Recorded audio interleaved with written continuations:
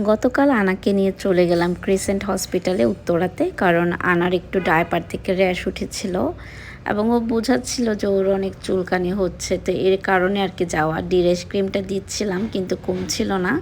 এবার একটু সিরিয়াস পর্যায়ে হয়েছে আর কি, গরমটা বেশি ছিল, বাসা শিফট করা, তো সব মিলিয়ে আর কি সাডেন ওর অনেক র্যাশ ওঠে। তো ডাক্তার বলল যে কোনোভাবে আর ডায়পার ইউজ করা যাবে না, কিন্তু ডায়পার ইউজ না করলে এখন খুবই মুশকিলে পড়তে হয়, ওইভাবে অভ্যাস নেই তো। তো আজকে আবার সকাল সকাল একটু সিটি ব্যাংকে গিয়েছিলাম, আমার একটা কারেন্ট অ্যাকাউন্টের ওপেনিং ছিল, সাথে একটা সেভিংস অ্যাকাউন্ট। সিটি ব্যাংকে এই প্রথম আর কি আমাদের অ্যাকাউন্ট খোলা, আমাদের অন্যান্য ব্যাংকে অনেক অ্যাকাউন্ট আছে কিন্তু সিটি ব্যাংকে এই প্রথম। তো আনা আর আভাকে নিয়ে গিয়েছিলাম, আভা ঘুমাচ্ছিল গাড়িতে, আমার বাসায় যে মেড কাজ করে ওর সাথে ছিল গাড়িতে, আভা আর আনা ওর বাবার সাথে ছিল আর কি। তো ব্যাংকে যাওয়ার পর সবার কোলে কোলে ছিল। তা আমি আবার সকালে যাওয়ার আগে একটু আলু সিদ্ধ, ডাল সিদ্ধ, ভাত এগুলো একটু রান্না করে রেখে গিয়েছিলাম। তো এসেই আগে আলু ভর্তাটা বানাই, কারণ প্রচুর ক্ষুধা লেগেছিল, লাঞ্চ টাইম হয়ে গিয়েছিল 2টা, তখন অলমোস্ট 2টা বাজে এরকম আর কি। তো আমি ডাল হওয়ার জন্য আর অপেক্ষা করি নাই, ডালে ফোড়ন দেওয়াটা বাকি ছিল।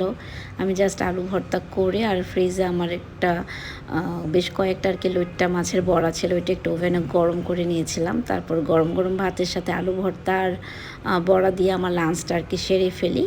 তা আমার বাসার এরিয়াতে প্রচুর গাছপালা, আপনাদেরকে বলেছি এর আগের একটা ভিডিওতে যে নিম গাছ, তারপরে নিম গাছটাই বেশি আর কি দেখা যায় এখান দিয়ে।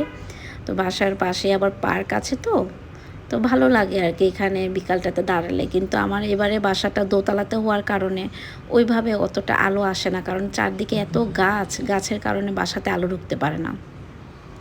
তো গতকাল রাতে আবার হঠাৎ 11:30টার দিকে আমাদের দুই বোনের প্রচুর ক্ষুধা লাগে। তো আমি আবার এখন একদমই ডায়েটটা কেন জানি ব্রেক হয়ে যাচ্ছে, নতুন বাসায় আসার পর কিছুই মেনটেন হচ্ছে না। তারপরে তিহারি, ঘরের এই সরিষার তেলের ফ্লেভারের তিহারিটা খুবই ভালো লাগে, প্রায় খাওয়া হয়। তো এটা আর কি ফুড পান্ডাতে অর্ডার করি, তো 12টার দিকে আমাদের পার্সেল চলে আসে। তো ওরা ভালোই কোয়ান্টিটির মাংস দেয়, সাথে ছোট ছোট গোল আলু দেয়, আর সরিষার তেলের একটা ফ্লেভার থাকে। 200 টাকা করে নেয় একটা প্যাকেট, এবং মেয়েদের জন্য এনাফ হয়ে যায় আর কি। তো এই ছিল টুকিটাকি সব কিছু।